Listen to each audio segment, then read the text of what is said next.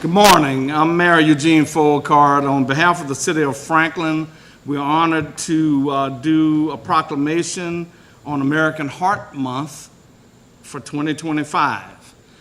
Whereas heart disease is a leading cause of death in the United States, claiming the lives of more than 650,000 people each year. During American Heart Month, we raise awareness of the risk of heart disease, remember those we have lost, and highlight steps we can all take to save lives of countless loved ones and address the unequal burden of heart disease in high-risk community. Whereas on Friday, February 7th, National Wear Red Day.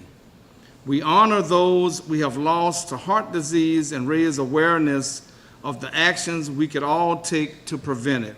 I encourage all Americans to observe this important day. Continuing the fight against cardiovascular disease is crucial to improving our nation's public health.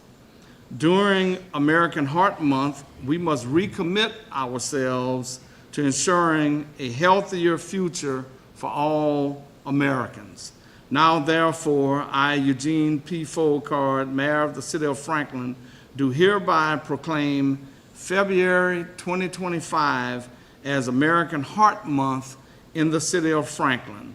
So at this time, I'll proceed to sign the proclamation.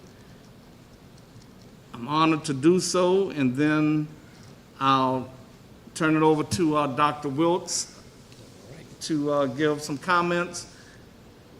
Okay, my turn. Hi, I'm Dr. Gary Wilkes, CEO of Teche Health. And you might be wondering, I thought it was Teche Action Clinic.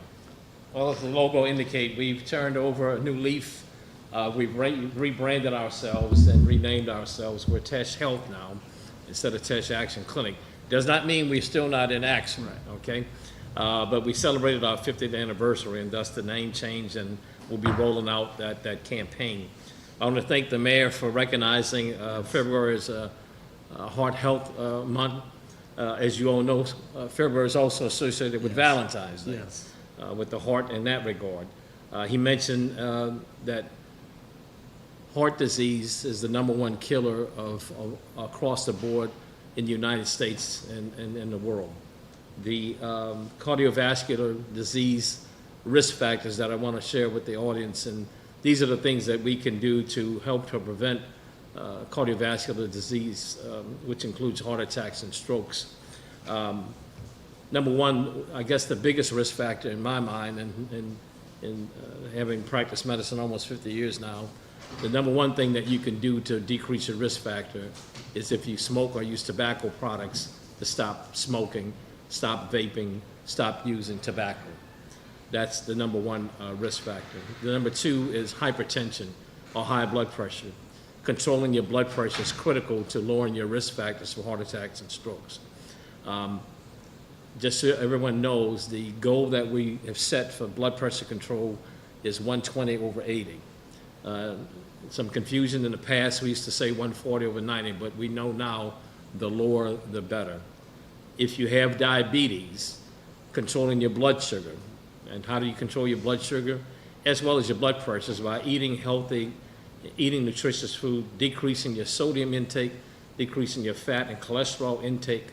If you're diabetic, the magic number is the lucky number 7. That correlates to the hemoglobin A1C.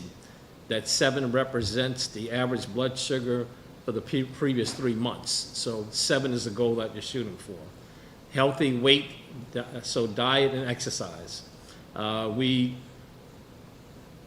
measure weight now by an instrument called the BMI. It's the body mass index. And there's a formula in the scale that your healthcare provider will tell you what that number is. We used to use, and I preferred it, ideal body weight, because people understand that more than BMI. But that's something you can discuss with your healthcare provider. It's based on your height and weight. So I remember one patient told me when her BMI was elevated, she said, well, that's the problem. I should have been 6 feet tall. That's not the way it works. So your healthcare provider will go over that with you. lowering your cholesterol, like I said, and eating healthy and exercising. Any form of exercise, of course, walking is probably the greatest exercise that you can do if you're able to. So I would encourage everyone to pay attention to their own health and those risk factors that I mentioned. Another big one, of course, is family history. If you have a family history, then it behooves you to make sure that you're following a prudent diet, exercise, and health regimen. Again, I want to thank Mayor Foulcard for recognizing February as Heart Month. Thank you. So very welcome, Dr. Wilkes. Okay, at this time, we'll roll out another proclamation that I'm honored to do so. We have Dr. Burr that is with us this morning as well from Teche Health, and we are going to roll out another proclamation. Whereas the future, to a large measure, dependent on good health of our families, and whereas good oral health habits start in childhood, and we owe our children the opportunity to lead healthy and prosperous lives.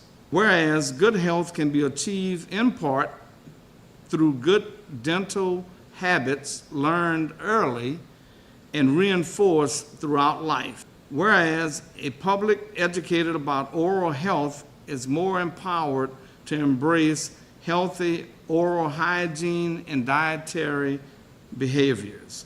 Now, therefore, I, Eugene Foulcard, Mayor of the City of Franklin, hereby proclaim the month of February as Children's Dental Health Month.